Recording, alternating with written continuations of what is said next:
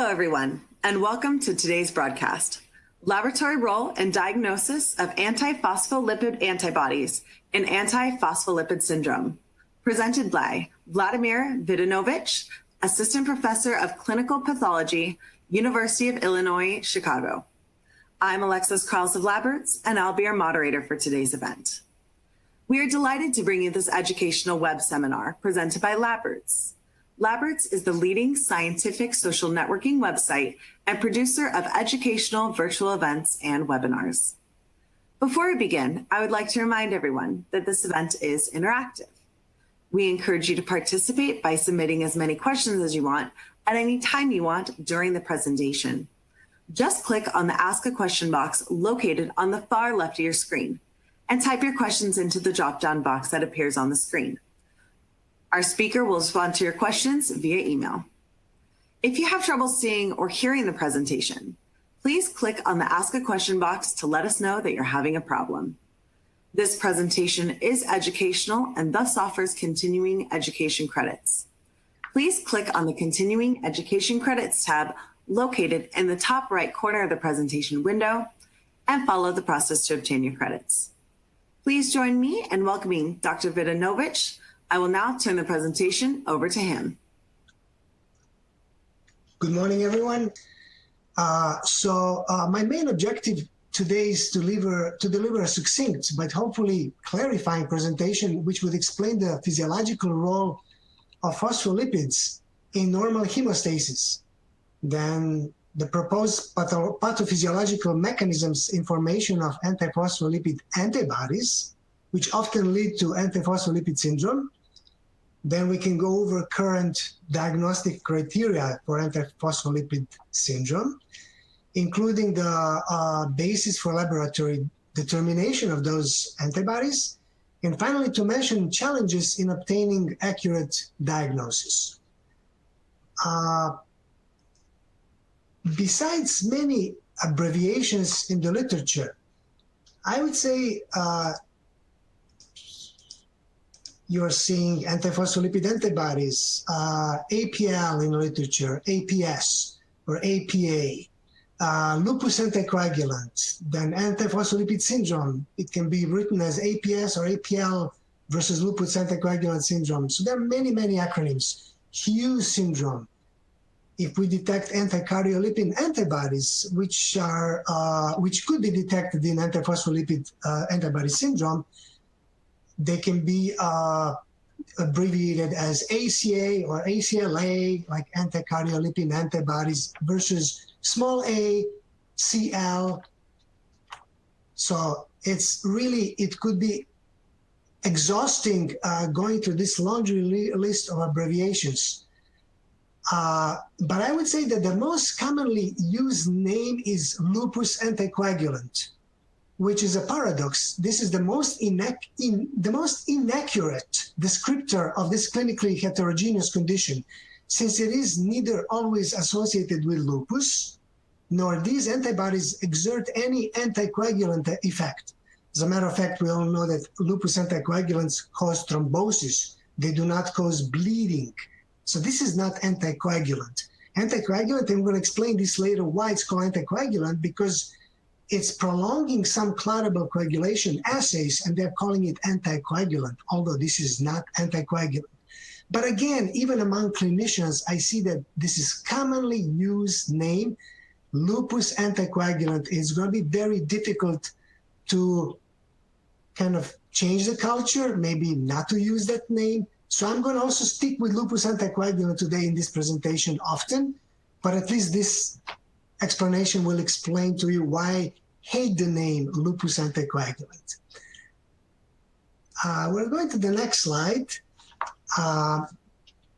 The NIH site provides very nice, in the layman's terms, explain the nature of this disease, its demographics. Then the last sentence on this slide exemplifies an still existing conceptual conundrum in understanding the sequence of events in and around endothelial cells, with the chicken and the egg causality dilemma, whether antibodies against phospholipids come first or they are generated as an immune response to a few epitopes in cellular membranes. So still there is a dilemma whether clotting comes as a result of something happening on endothelium, or previously formed antibodies will wreak havoc on that endothelial surface, causing formation of thrombi and antiphospholipid syndrome.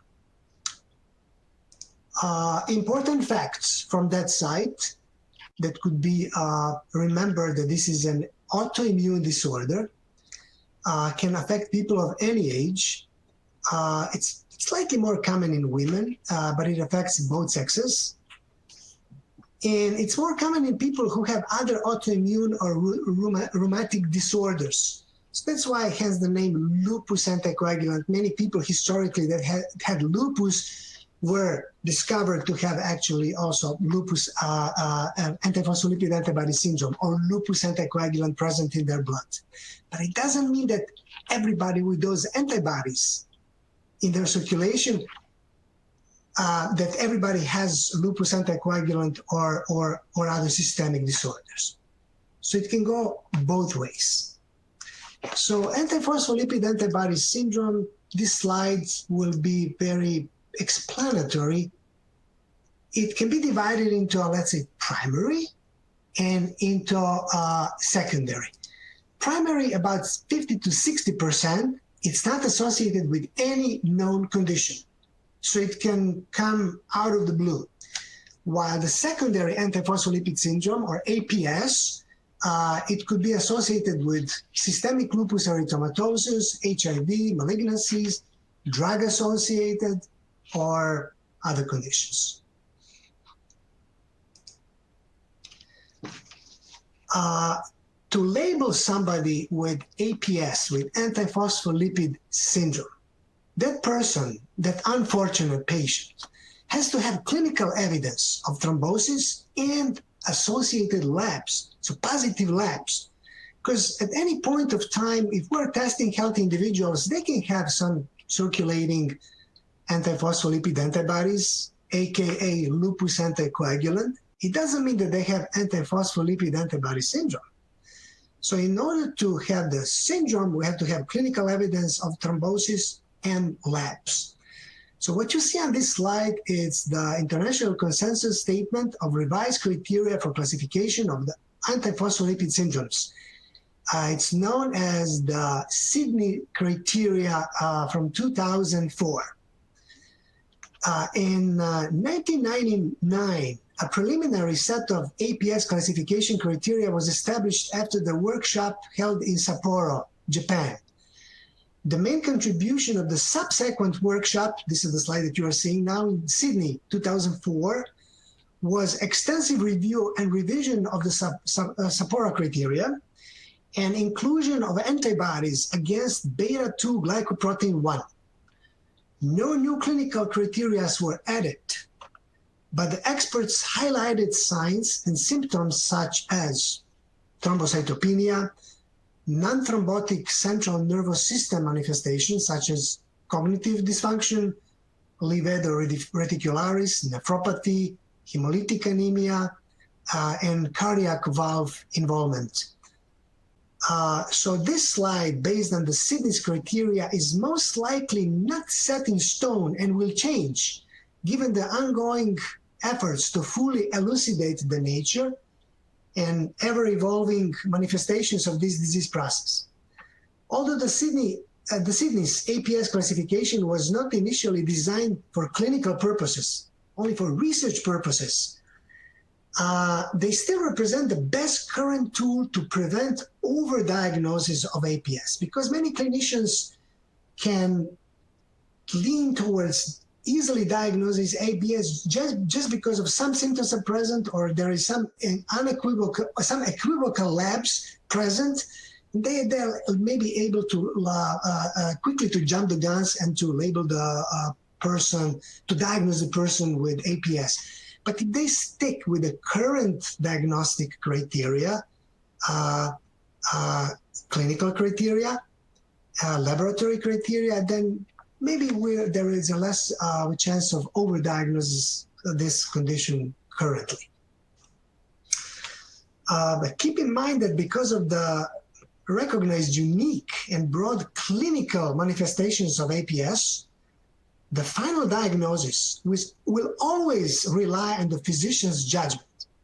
So if a physician strongly believes or feels that the patient meets the criteria, even though it doesn't strictly fit with the pregnancy morbidity criteria or vascular thrombosis criteria that is laid on this slide, patient can still be diagnosed with lupus anticoagulant if appropriate set of labs is there and some associated clinical symptoms are present.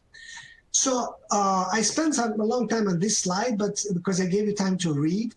So clinical criteria, vascular thrombosis or pregnancy morbidity. So one or more unexpected deaths of a morphologically normal fetus at or beyond the 10th week of gestation, or one or more premature births or morphologically normal neonate at and before the 34th week of gestation due to preeclampsia, eclampsia, or placental insufficiency, or 3 or more unexplained consecutive spontaneous abortions before the 10th week of gestation with maternal anatomic or hormonal abnormalities. So this is clinical and laboratory criteria: anti-cardiolipin antibodies, either IgG or IgM, and anti-beta-2 glycoprotein antibodies, either IgG or IgM.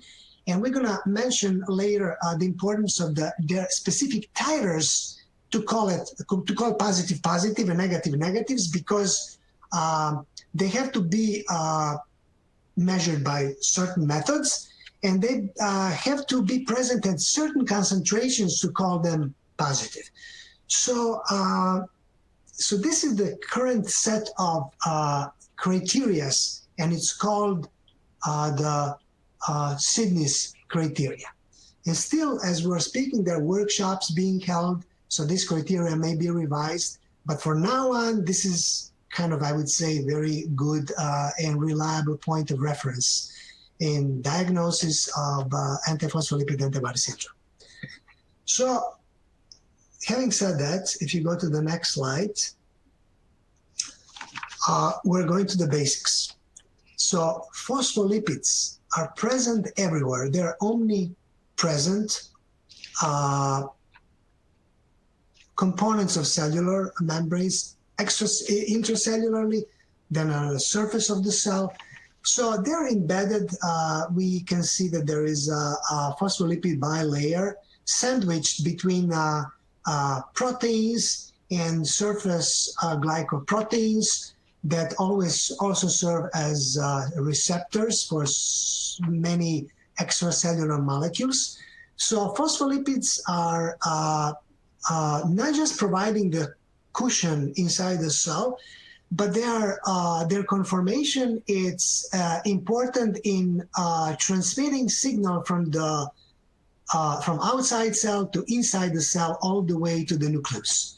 So there are many phospholipids. There's no one. I memean, we can spend probably a few hours enumerating phospholipids. Phosphatidylcholine, phosphatidylserine, phosphatidylethanolamine, phosphatidylglycerol, cardiolipin. Cardiolipin is biphosphatidylglycerol, then beta-2 glycoprotein, annexin. Make sure that you know that when we're talking about phospholipids, some molecules are biochemically not phospholipids, but they are closely interacting with phospholipid on the surface, on the membrane of the cell. For example, beta-2 glycoprotein. The name, it tells you it's glycoprotein. So it has a sugar moiety and it has a protein moiety, but it's closely embedded, closely related to cardiolipin. So they always go hand in hand. Then annexin, it's not, technically speaking, and biochemically speaking, it's not phospholipid, it's a protein, but annexin is sandwiched in the middle portion of the phospholipid membrane, that it's preventing certain anionic parts of phospholipid molecule to flip over and to go over on the surface. So the perfect conformation of the cellular membrane, it's maintained through very fine, very delicate interplay between phospholipids and associated proteins, including beta-2 glycoprotein, annexin, and other proteins. So we know that coagulation reactions are occurring on cellular surfaces, on endothelial cell surface, on platelet surface, and even on white blood cells when they're activated and they interact with endothelial cells like monocytes, polymorphonuclears. All those cells have phospholipids that create a perfect, let's put it, let's be romantic today to say, a perfect cradle in which coagulation factors reside. They're invited, they interact with that phospholipid surface, and they activate each other and execute well-known coagulation cascade or coagulation reactions, like the intrinsic pathway, extrinsic pathway, and the common pathway. We know that, fortunately, we're not forming clots spontaneously. So in a healthy individual, coagulation reactions are not occurring spontaneously. So that phospholipid membrane is somewhat dormant. So what ensures that coagulation, that phospholipids are not sticking out to the surface of the cell, inviting coagulation factors? There are many factors that contribute to that. First of all, there is something, phospholipid called phosphatidylserine, that it's physiologically cushioned in a middle portion towards the bottom of the phospholipid layer. And it's kept there because of beta-2 glycoproteins, annexins, or other proteins that are keeping phosphatidylserine on the bottom of cellular membrane. So this very potent phospholipid, potent in terms of coagulation, it's kept on the bottom of the membrane in a dormant endothelial surface.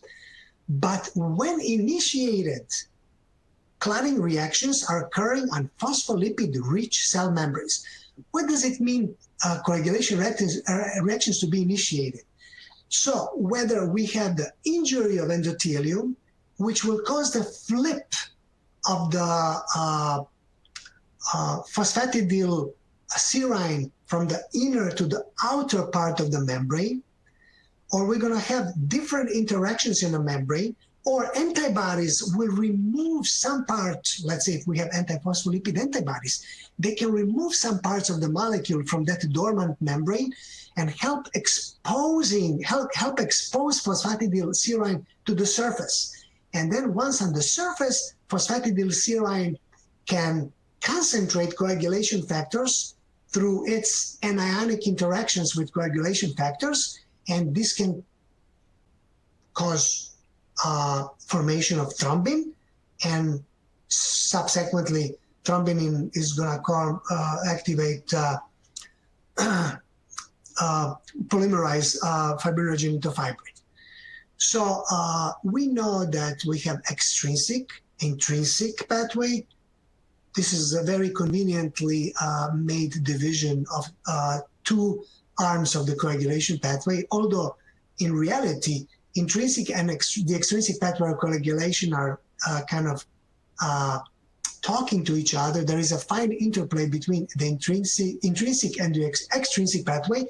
But just for the sake of this slide and for the sake of the broader audience, when they're trying to visualize coagulation reactions, we put them in a separate, in the intrinsic arm, the extrinsic arm, and the common pathway, which is called the prothrombinase pathway or prothrombinase complex. So the extrinsic pathway, it's called also extrinsic tenase. Why? Because we have tissue factor with that activates factor 7 into 7A, and factor 7 with the cofactor 9 can activate factor 10, and factor 10 goes into the prothrombinase arm, which is the common pathway, and activate factor with a cofactor 5 can further activate factor 10 into 10A, and factor 10A can activate prothrombin to thrombin, and thrombin can activate fibrinogen, polymerase fibrinogen into fibrin. On the other side, we have the intrinsic 10As. We have factor 8 and 9. Factor 8 is a cofactor, factor 9 is serine protease. So they interplay on a phospholipid surface, will activate factor 10, convert 10 into a 10A, and then we have, again, we're going into the common pathway when we create thrombin and we create fibrin at the end. We form the clot. But again, when initiated, those reactions, they have something in common, that they are happening on the phospholipid surface where phosphatidylserine is flipped from the bottom of the membrane towards the surface of the membrane.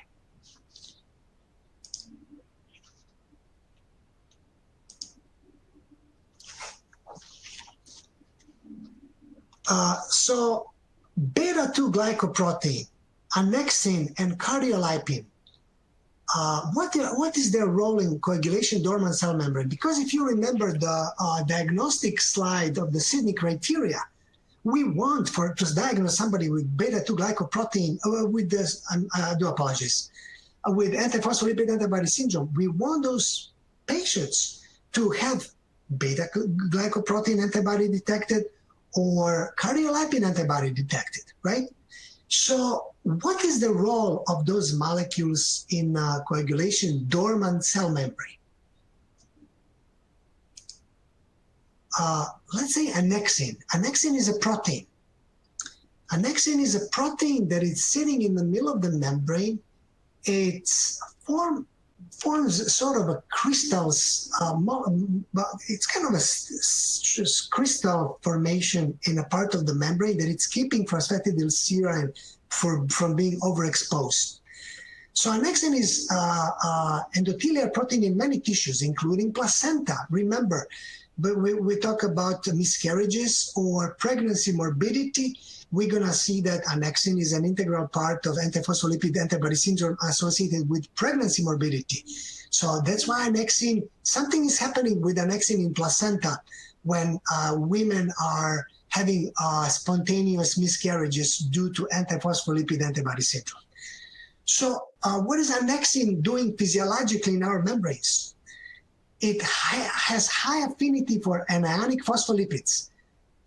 In the layman terms, it's keeping them in a dormant shape. Untouched, undisturbed annexin, it's keeping phosphatidylserine in a dormant shape or dormant state.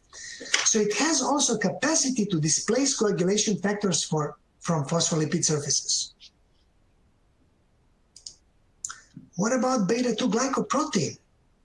So beta-2 glycoprotein is present in membrane and in circulation. So it's not just membranous glycoprotein, it's present in circulation.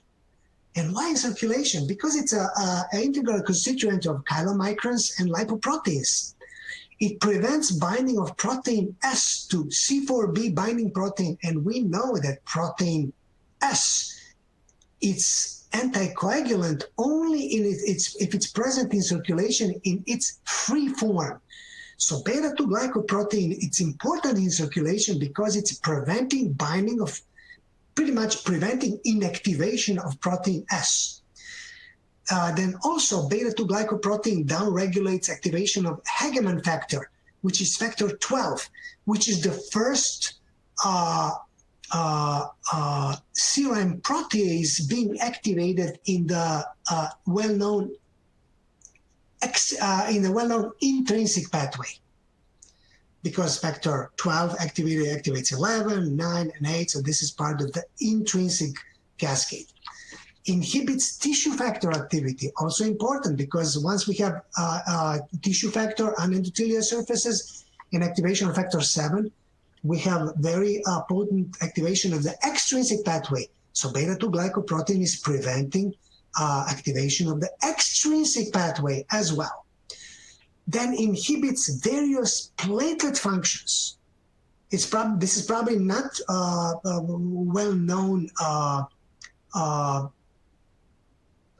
role of beta-2 glycoprotein, but beta-2 glycoprotein, that it's also known as apolipoprotein H, has receptors on platelets. So receptors on platelets, when they bind apolipoprotein H or beta-2 glycoprotein, this interaction has net inhibitory effect on platelets.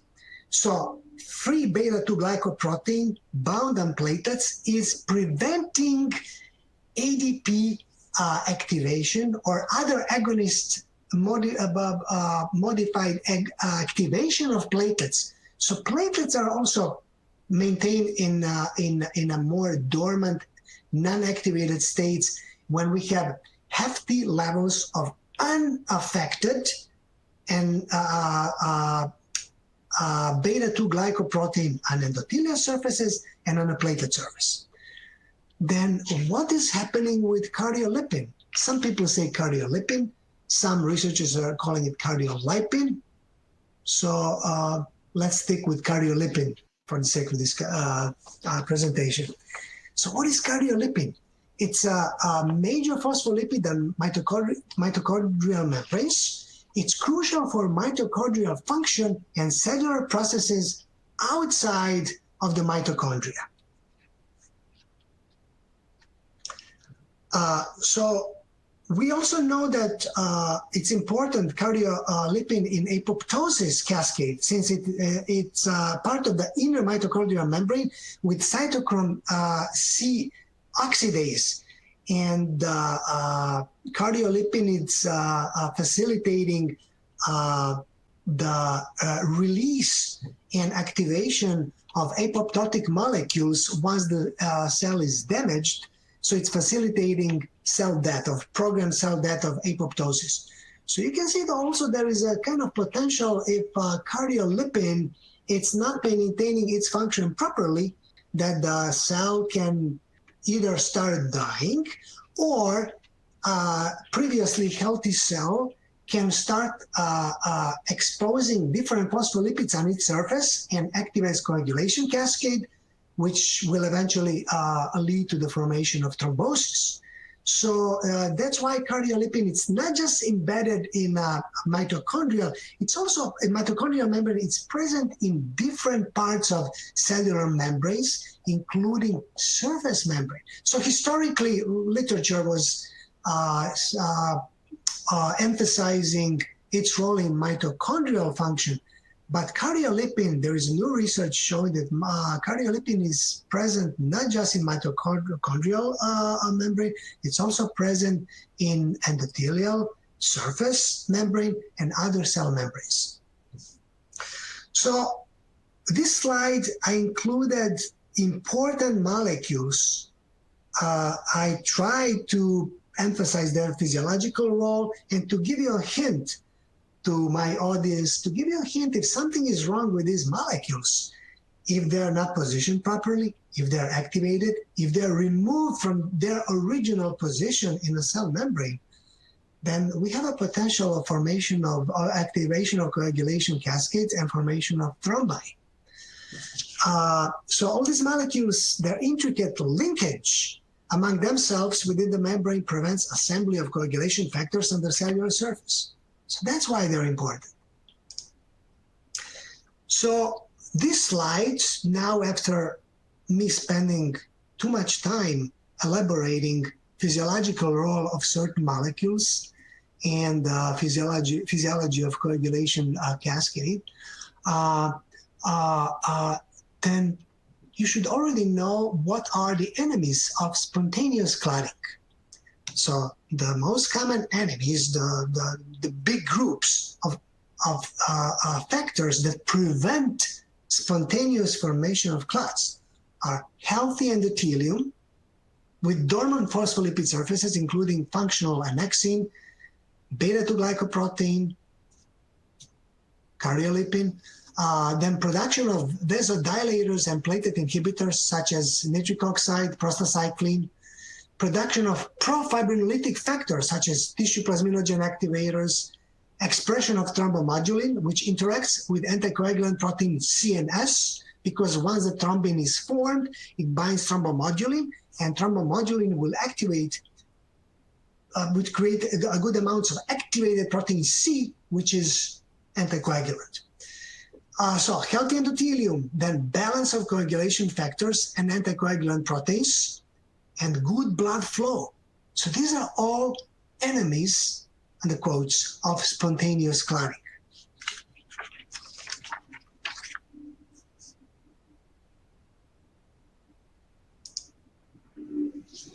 So antiphospholipid antibodies, they can affect calm and quiet endothelial surface and are important for two reasons.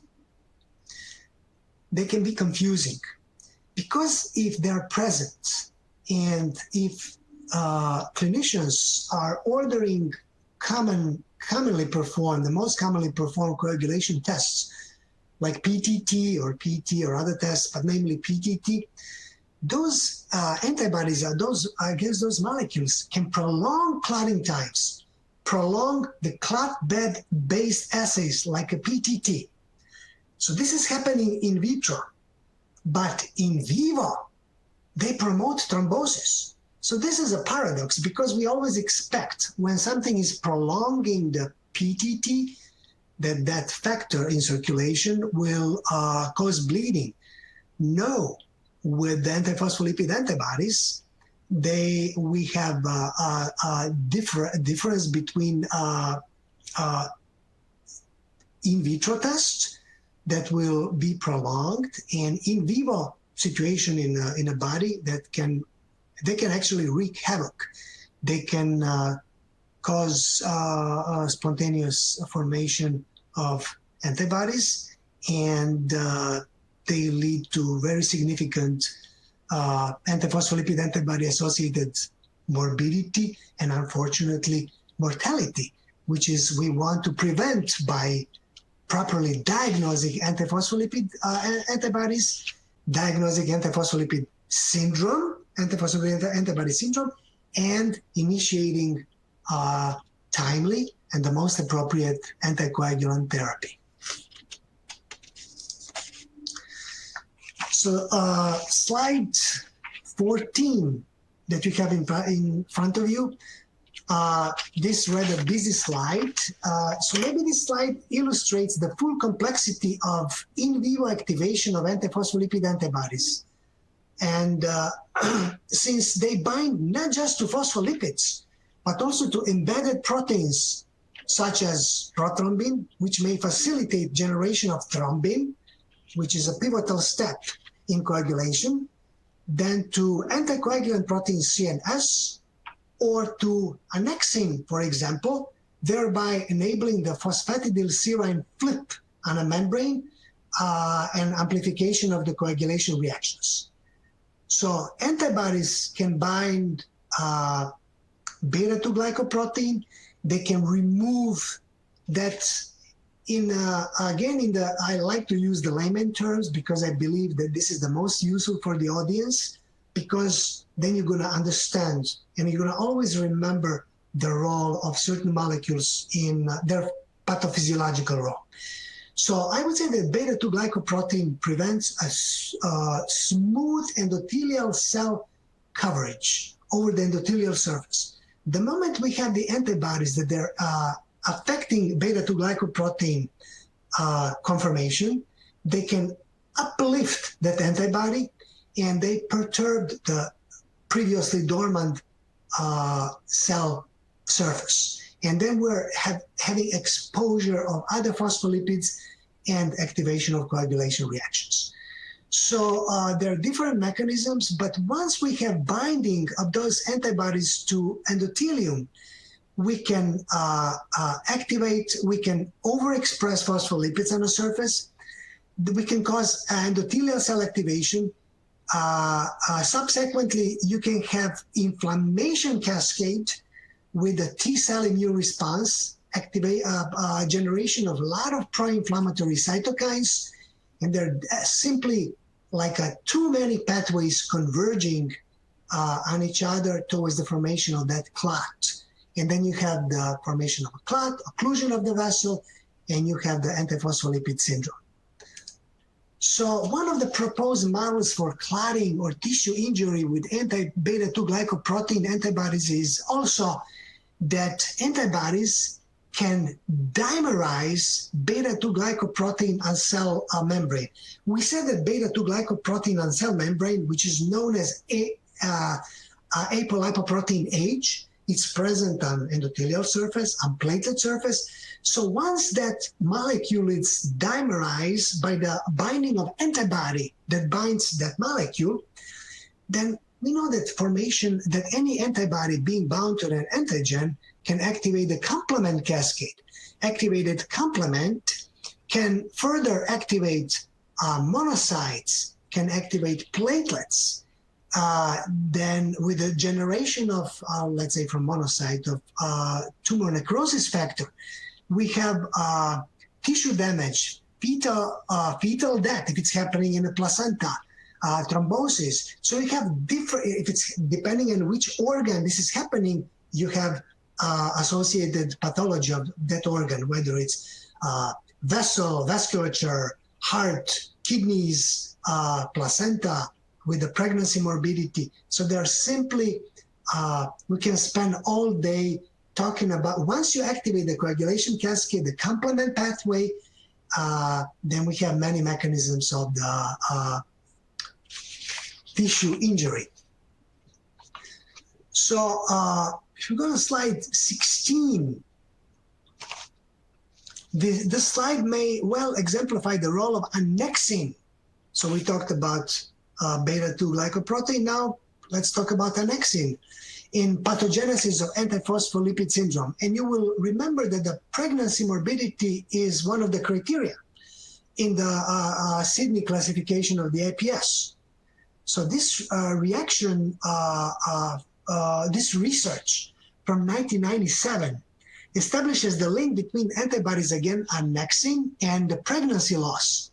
Because annexin, if it's present as a molecule, as a protein on a surface of the cells, and in a trophoblast, if it's present in its physiological position, then it's preventing formation of clots. Reduced annexin levels in vascular cells, let's say due to antibodies, that can uplift and remove the annexin, may be an important mechanism of thrombosis and pregnancy loss in antiphospholipid antibody syndrome. Here I wrote it antiphospholipid antibody syndrome. It could be APS or APLA. So I'm also using different terms just to familiarize you and for you to be used when you're reading something about the APS, to know not to be confused. There are many names for the same entity, for the same syndrome. I'm going to flip to next slide, cardiolipin. You remember that it's one of the criteria for detection of antiphospholipid syndrome, cardiolipin and anti-cardiolipin antibodies.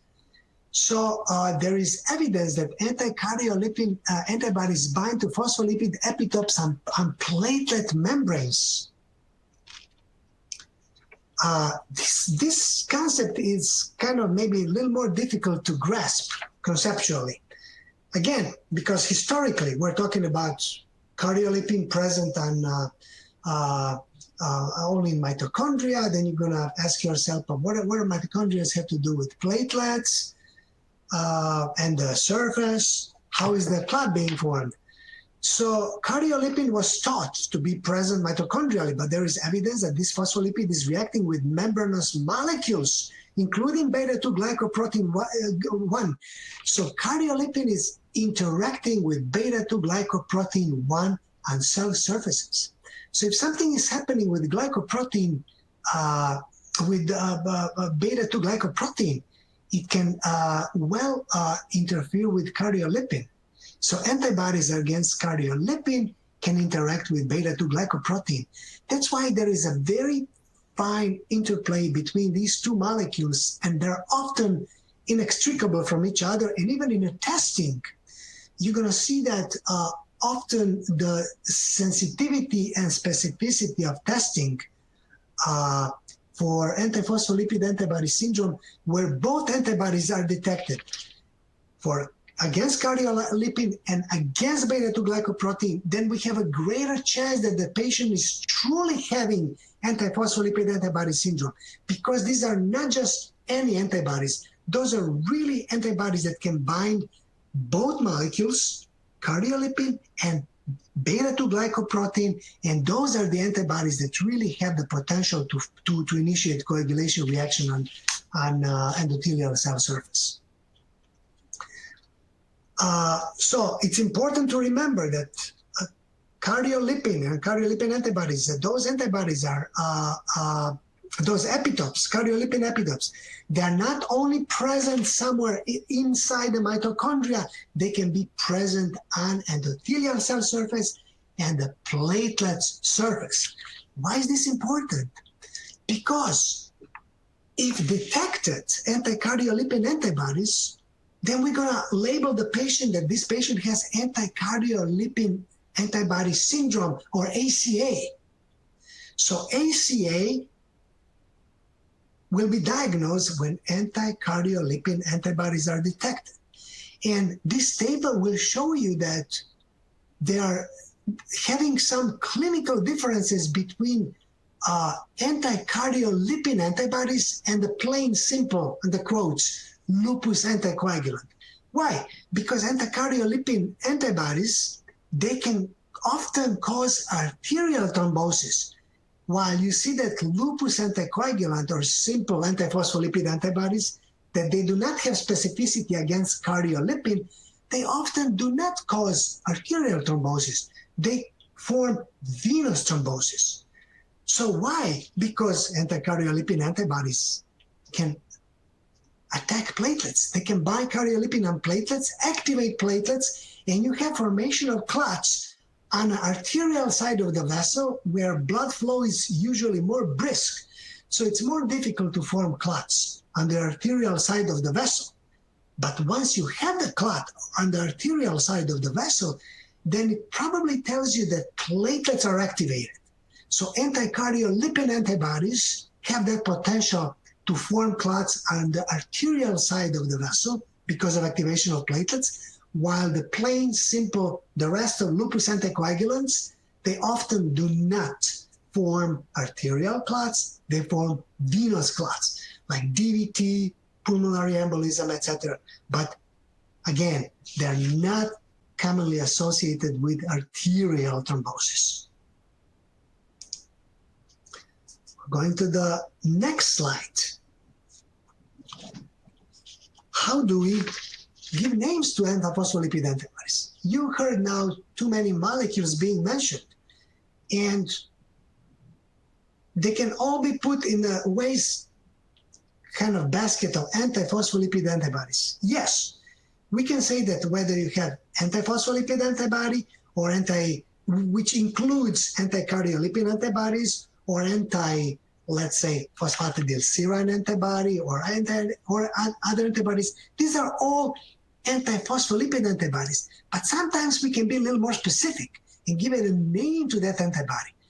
So if we're able to determine the specificity of antibody antigen binding and to know exactly against which phospholipid antibody is directed, then we can give it a more specific name to that antiphospholipid antibody. If not, then we're going to just call antiphospholipid antibody, or antiphospholipid antibody or lupus anticoagulant is detected, but we're not able to give it a more specific name. So it depends how we detect them and what those antibodies are directed against. Those detected by the clot-based assays or indirect assays that we're going to talk about are commonly known as lupus anticoagulant or just antiphospholipid antibodies. We're going to talk about testing of antiphospholipid antibodies soon, and you're going to see that we have indirect and the direct assays. Indirect assays are unable to specify the antibody or the phospholipid being affected. So that's why if we detect that antiphospholipid antibody is present in the indirect through the indirect methods, we're gonna easily say that antiphospholipid antibody or lupus anticoagulant is detected. But if we're having specific methods like direct methods, so there are different methods like direct methods using ELISA or chemiluminescent methods, then we're going to be able to pick up some specific antibodies against cardiolipin, for example. And then we're going to say that the patient has anti-cardiolipin antibody syndrome, which is antiphospholipid antibody syndrome, but we can be more specific and say anti-cardiolipin antibody syndrome. So, what are the methods for detection of antiphospholipid antibodies, aka lupus anticoagulants? We have indirect and direct. So, indirect methods are silica clotting time. The most commonly used silica clotting time is for the PTT because we use the silica as the contact activator to initiate the intrinsic coagulation pathway via the activation of coagulation factor 12, 11, then 9, 8, and then we're going into the common pathway. We also have dilute Russell Viper venom time. I don't know if you heard the acronym DRVVT. So this is dilute Russell Viper venom time. Then we have kaolin clotting time, where we're using kaolin instead of silica in order to initiate clotting in the intrinsic pathway. So these are the indirect methods.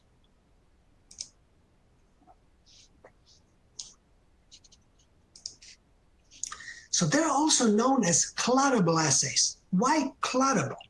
Because we are initiating the clotting reaction and which eventually result in the formation of a clot in a tube. So based on a time that it takes to form the clot, based on a length of time in seconds, we can determine if the clotting time is normal or it's prolonged.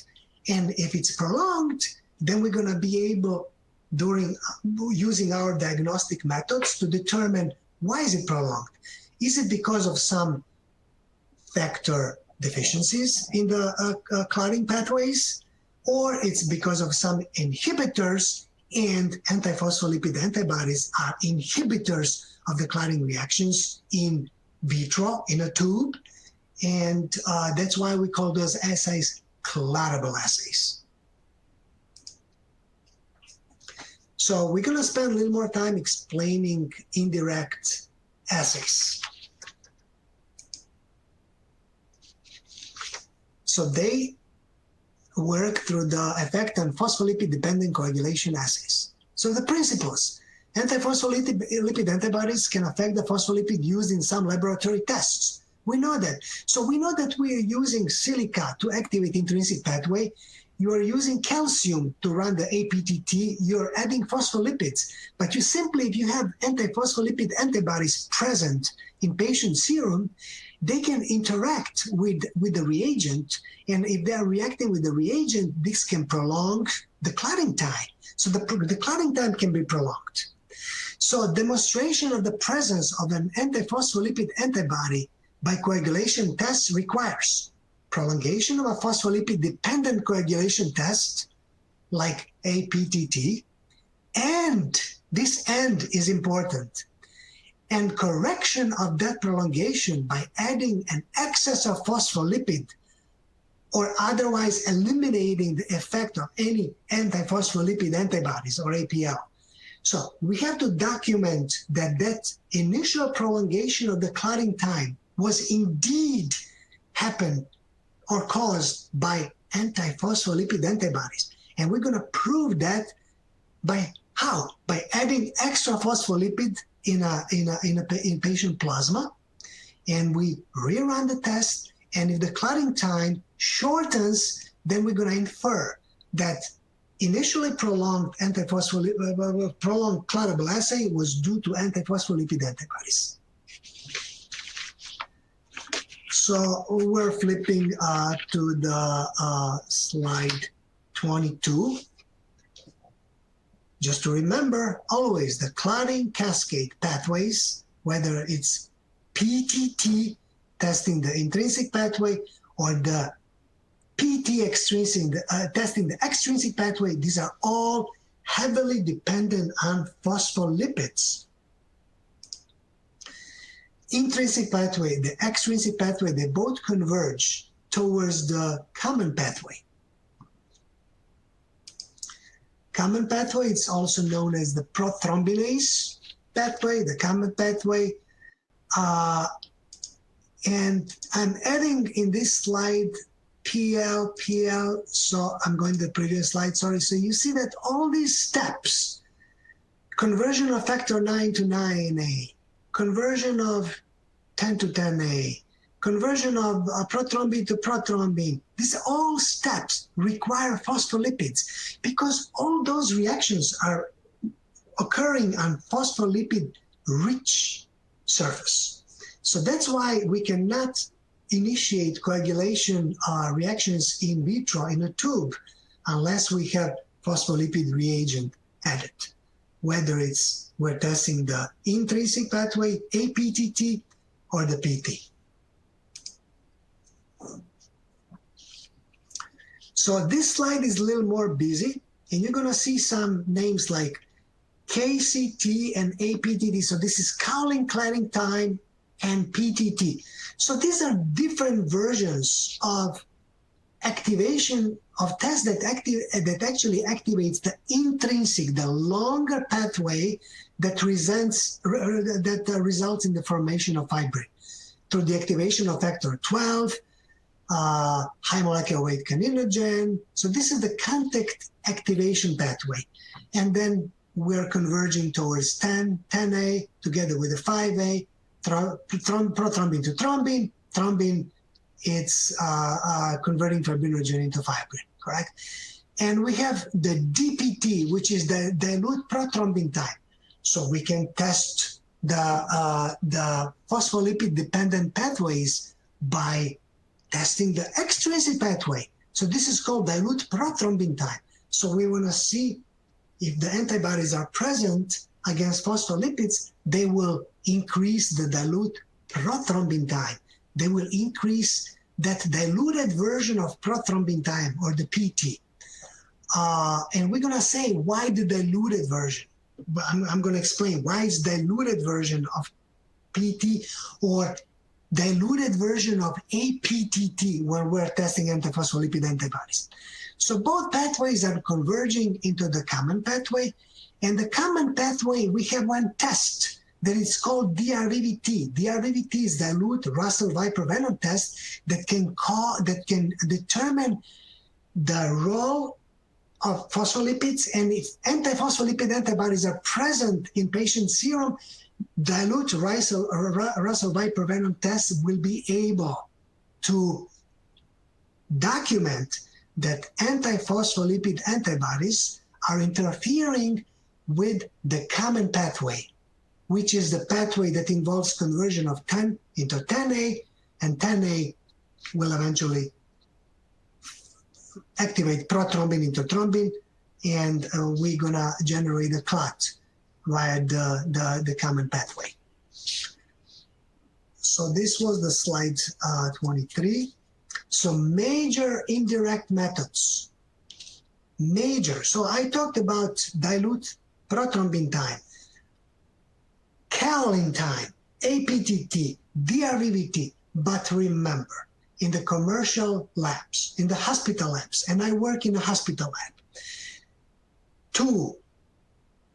I would say 9 out of 10 or 19 out of 20 hospital labs will not use all possible clottable assays to detect lupus anticoagulant or antiphospholipid antibodies using the intrinsic pathway or the common pathway. They're going to use only 2 of those that I explained. APTT, which is activated partial thromboplastin time, and their dependence on phospholipids, and dilute Russell-Viper venom time, which is DRVVT.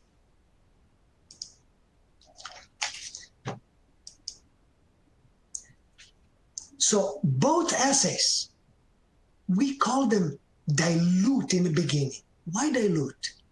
Why is dilute Russell Viper venom test different from, let's say, an undiluted Russell Viper venom test?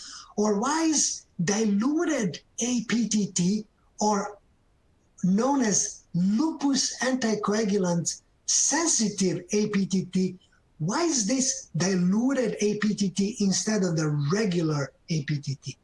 Simply because if we have lower concentrations of antiphospholipid antibodies in patient's plasma, we draw the blood from the patient. We have the whole blood. We're going to spin it down. Then we want to perform the PTT. If we have low amount of antibodies and we want to run the regular PTT or regular Russell Viper venom test, those weak antiphospholipid antibodies will not be able to interfere with our phospholipid reagent that we're adding in a tube. But if we add diluted version of that phospholipid, then even smaller amounts of antiphospholipid antibodies will interfere with the reagent.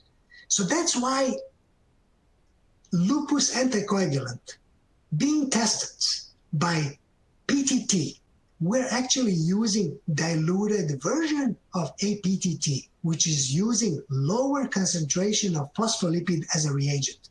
And it's called lupus sensitive PTT, or LA sensitive PTT, or diluted APTT. Russell Viper venom test, on the other hand, which is testing the common pathway, it's using diluted Russell Viper venom. So it's diluted version of phospholipid that we're adding in patient's plasma. And when we add that Russell reagent, which is pretty much a snake venom, that it's supposed to form clot, if we have antiphospholipid antibodies present in a serum, they can interfere with the diluted phospholipid which we use as a reagent. And then DRVVT is going to be prolonged. So with using diluted version of clotting test reagents, we are increasing the sensitivity of the test. We're increasing the probability that we're going to detect antiphospholipid antibodies being present in patient serum. I'm flipping over to the next slide, which is slide 25. So the current classification for laboratory diagnosis were being revised. So how we determine the positive LA lupus anticoagulant or antiphospholipid antibody via the PTT platform. So positive for LA means that we have clotting time with low phospholipid concentration, which is again lupus sensitive PTT. So that time in seconds minus clotting time of the same plasma when we add the higher concentration of phospholipid. What is the high concentration of phospholipid? So we can add extra phospholipid in the form of hexagonal phospholipids. So these are usually plant extracted or animal source extracted. So this is usually a reagent with high concentration of phospholipid. So we want to test plasma, let's say PTT, with a low concentration of phospholipid. We have the time in seconds. How quickly it takes to form the clot in seconds. And we write it down. Then we take the patient's plasma. We add extra phospholipid and see how long it takes to form the clot using extra phospholipid. That difference, it's significant. The higher the difference between those two clotting times, the greater the chance that we have antiphospholipid antibody present.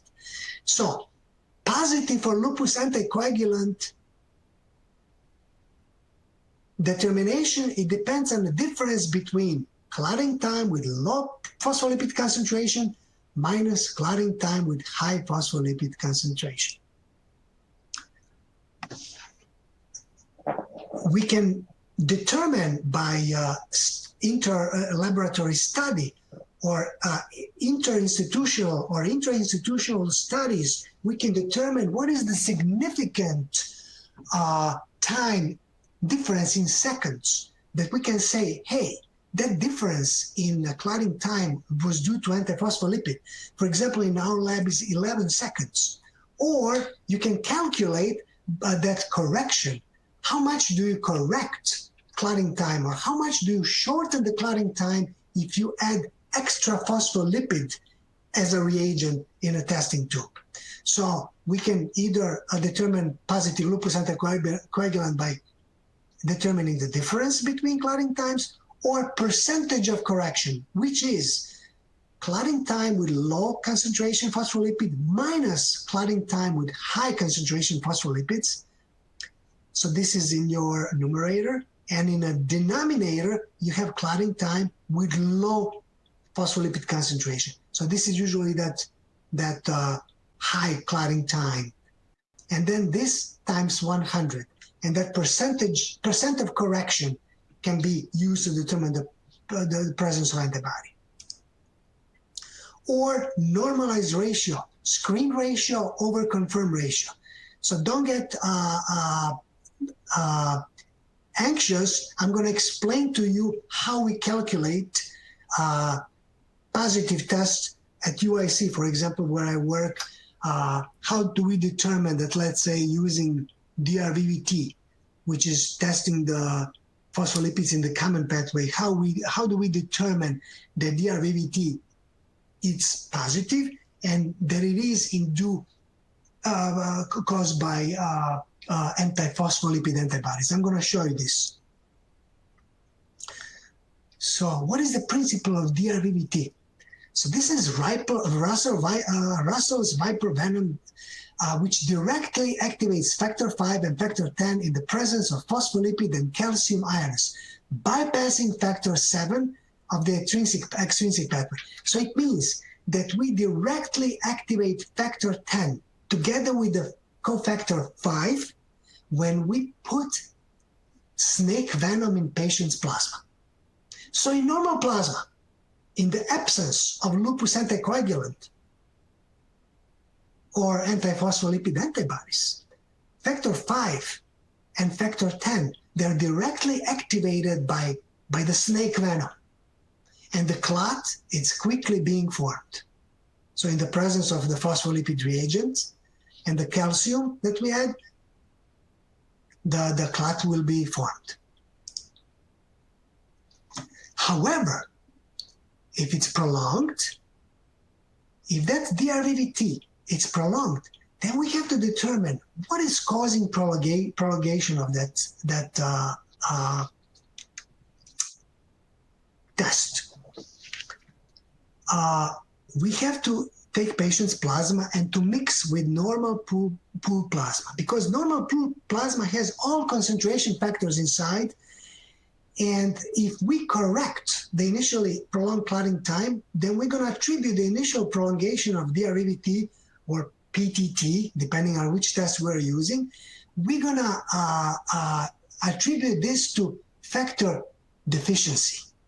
So we're going to say that the mixing corrected the clotting time, and we do not have lupus anticoagulant suspected, and the initially prolonged test was due to factor deficiency. However, if the mixing does not correct DRVVT or dilute version of PTT, or also known as lupus-sensitive PTT, if the mixing between patients and normal plasma does not correct the time, then we have to do the confirmation. So how do we do the confirmation? We add extra phospholipids in patient's plasma, and we simply repeat the test. And if it corrects, then we're going to say it's positive for lupus anticoagulants. If it does not correct, if it does not sufficiently shorter the clotting time after the rich phospholipid source had been added. And then we're going to say that lupus anticoagulant or antiphospholipid antibodies are not detected. So this is the kind of the commonly used in hospital labs diagram or algorithm, diagnostic algorithm for determination of antiphospholipid antibodies.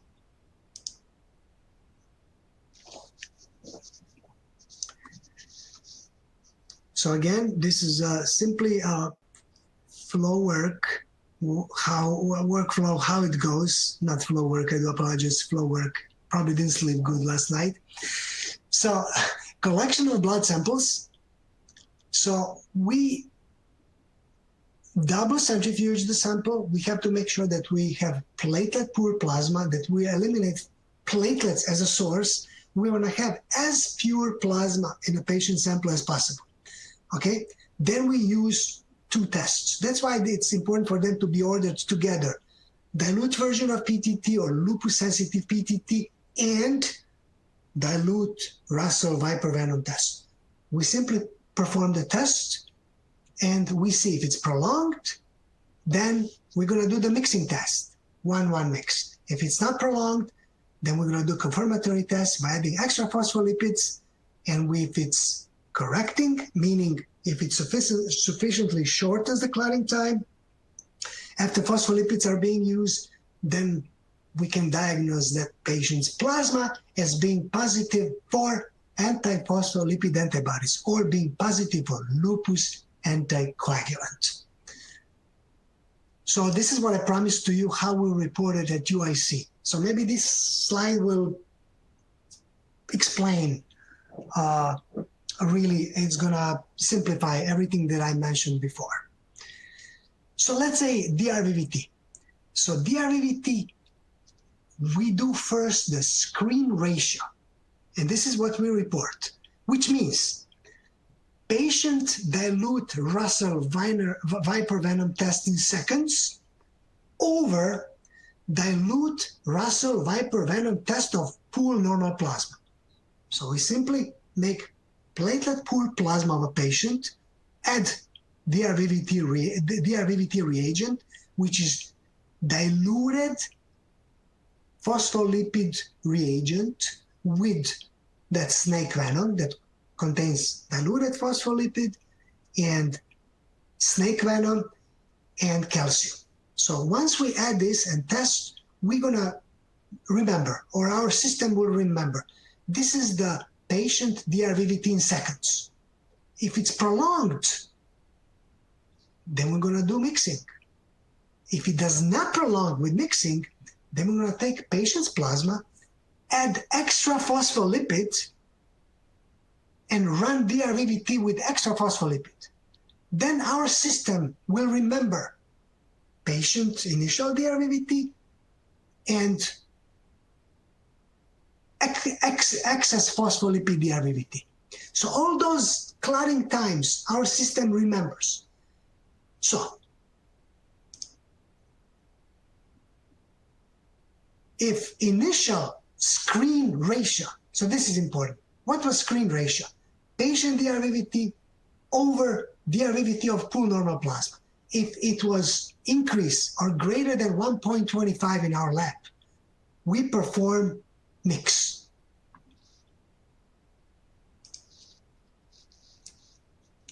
If mix does not correct, meaning it's still that mixed plasma,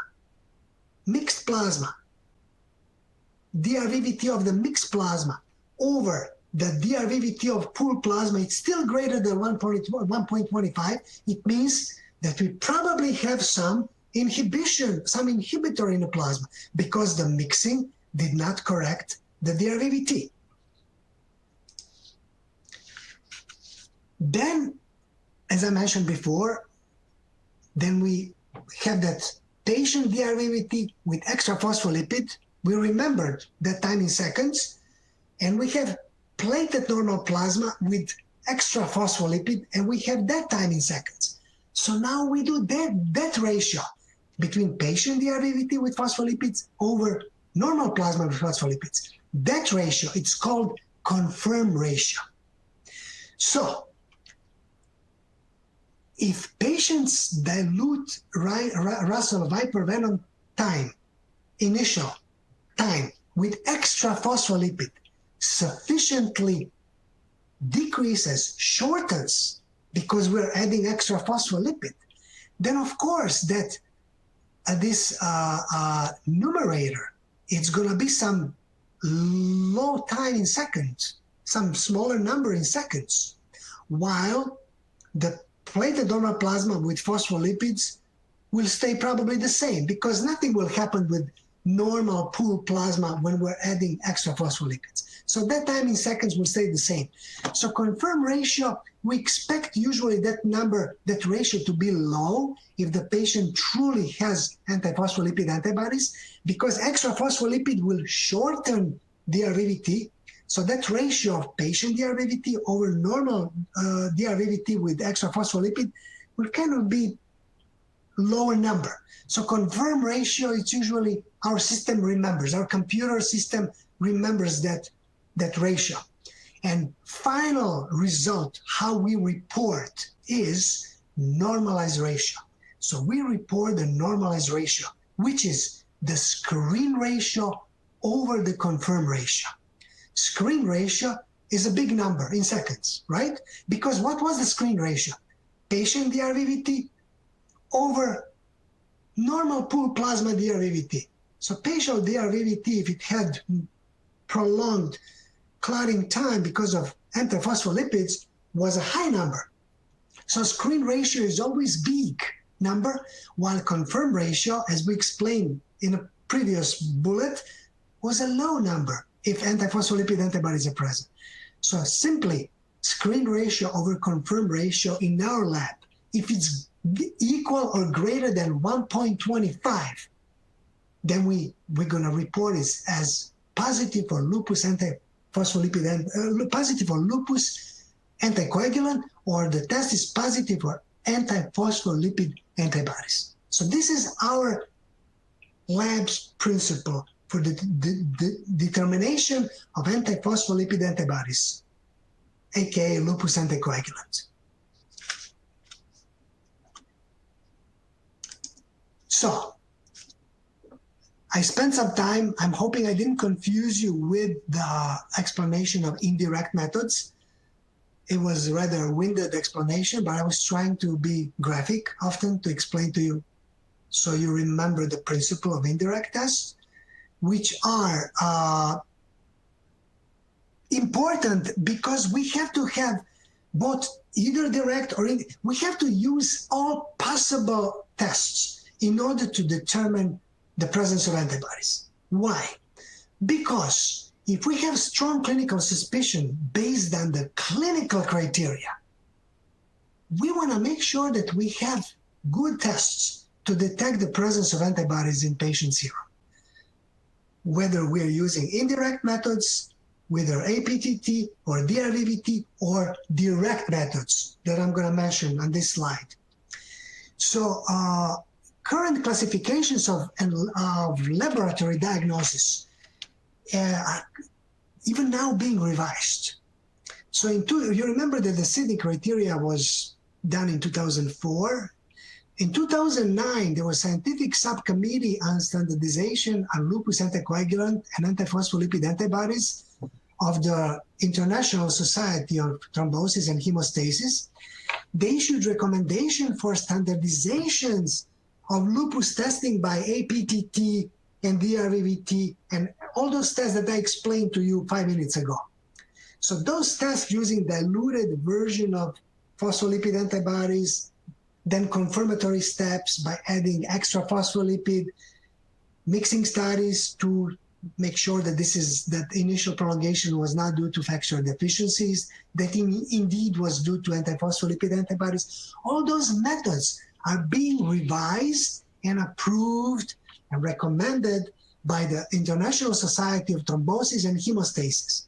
So as we speak, these criteria are being revised, improved, And maybe in the near future, we're going to have like a new set of laboratory kind of criteria for determination of antiphospholipid antibodies. So getting closer to finishing this presentation, laboratory criteria are direct methods. We didn't talk about the direct methods. We spent too much time on the indirect. But direct methods are conceptually easier to understand because we simply have to have patient's plasma. We have to have wells coated with certain phospholipids, cardiolipin, beta-2 glycoprotein. So these are either ELISA plates, so using ELISA methods or chemiluminescent methods. So we already know which phospholipids are used to coat the well of the testing plates. Then we add patient's plasma. So the antibodies are present in a patient's plasma during using different detection methods and antibody amplification of signal. We can pick up this antibody-antigen reaction, and we can specifically tell if the antibodies detected against certain antigens that is in that well. So that way we can give it a name to the antibody. Then we're going to say anti-beta-2 glycoprotein antibody is detected, or anti-cardiolipin antibody is detected, or anti-phosphatidylserine antibody is being detected, or anti-phosphatidyletanolamine antibody is being detected. So I'm mentioning different antibodies, but currently in a testing algorithm, beta-2 glycoprotein and cardiolipin are part of the classification criteria, while there are many more antibodies that can be tested, and maybe they're going to be included in the laboratory diagnostic criteria for determination of antiphospholipid antibody syndrome in the future, in the near future.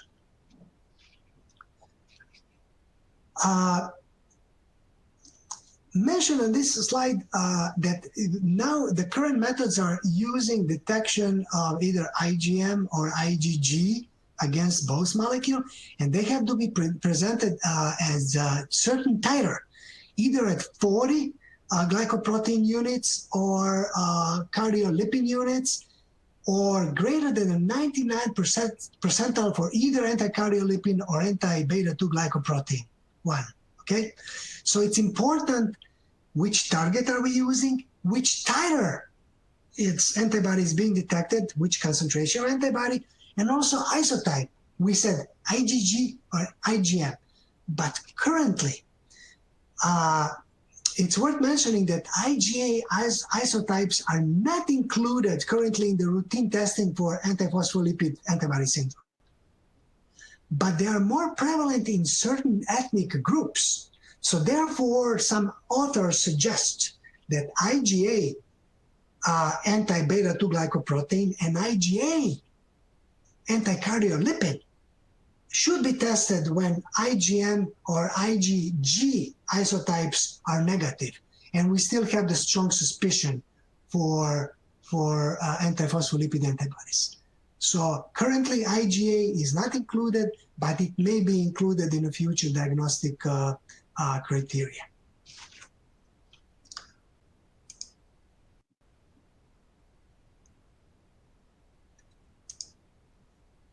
So I'll be remember that in testing, all antibodies can be tested, which I enumerated many other antibodies that can be tested, and they're not included in the criteria.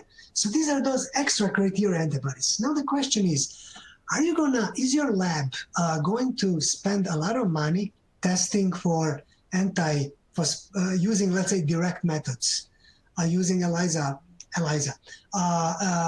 that you're going to test for anti-phosphatidylglycerol, anti-phosphatidylethanolamine? If you don't have to, probably not.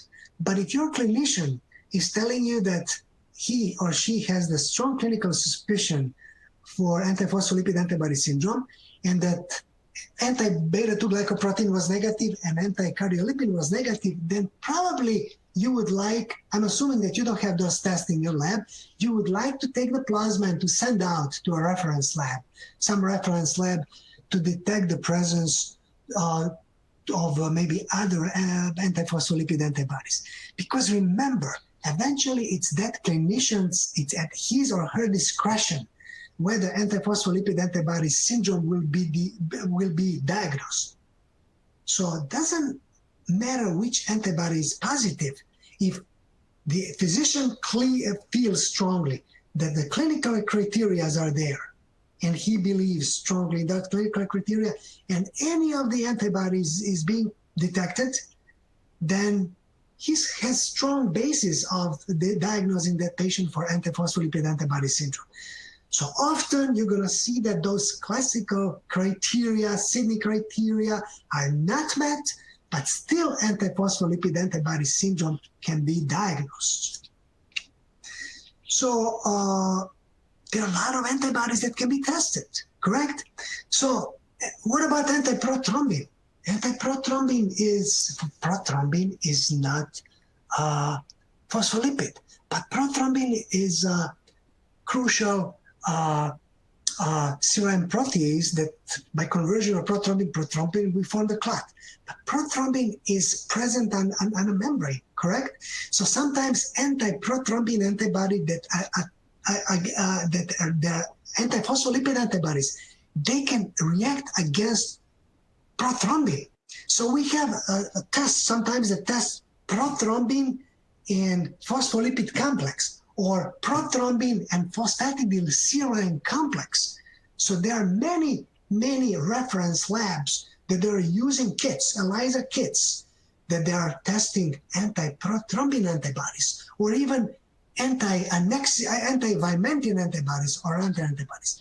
So whichever is positive, then this is kind of strengthening the case of that clinician in diagnosing the patient with antiphospholipid antibody syndrome. So this slide is showing the body with many systemic manifestations of antiphospholipid antibody syndrome, many sites and locations where thrombi can form. Some, like placenta, we already talked about, or DVT, or other organs, kidneys, they can all be affected. But there are some locations here, body sites, that initially, that previously were not thought to be affected with antiphospholipid antibodies. But now, these are called extra criteria for clinical manifestations for antiphospholipid antibody syndrome. So many different organs, and as we speak, they're being discovered that they can be affected by antiphospholipid antibody syndrome. Because remember, clots can form in many organs, in many organ systems. So new extra criteria can improve the accuracy of diagnosis. So remember that for patients suspected of antiphospholipid antibody syndrome. Between January and September 2013, if I remember, the Antiphospholipid Anti-Thrombosis Task Force on Clinical Manifestations performed a review of the quality of evidence which stem from low quality evidence for clinical manifestations like superficial thrombosis or thrombocytopenia, or migraines, for example, or other. These are kind of low criteria. But we have some criteria that are that were not initially part of the diagnostic tool from the clinical criteria, but they have kind of moderate or strong strength of evidence that they're indeed contributing to involved in antiphospholipid antibody syndrome. So for example, these are called like moderate or high quality of APL, like APL or antiphospholipid antibody nephropathy, or valvular heart disease, or livedo reticularis, or longitudinal myelitis in central nervous system. So it is likely that those new extra clinical criteria will be added to the standard criteria in the future. So it's very likely that the revisions of the Sydney criteria are on the horizon. When? It can happen very soon, because as this is very dynamic field, more antibodies are being detected, more phospholipid being attacked and affected by antibodies are being detected.